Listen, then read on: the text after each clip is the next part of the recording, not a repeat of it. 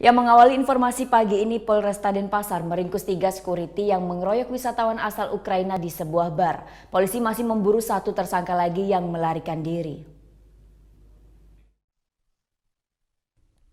Dalam rekaman kamera pengawas terlihat, sejumlah wisatawan asal Ukraina yang sedang berada di La Favela Bar Semia memprotes harga minuman keras yang mereka nilai terlalu mahal.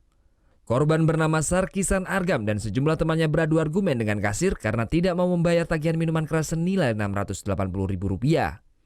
Melihat ulah para wisatawan ini, sejumlah security yang sedang berjaga langsung memukuli korban dan menyeretnya keluar bar.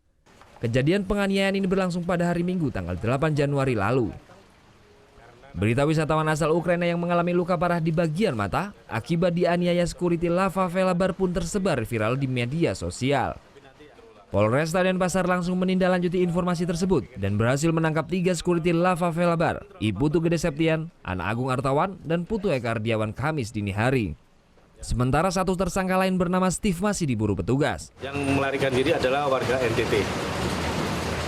Yang kita deteksi warga NTT dan sementara anggota masih melakukan pencarian.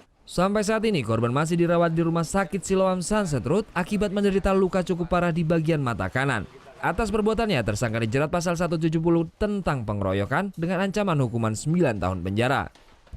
Muhammad Hasanuddin melaporkan untuk NET. Oke, sekarang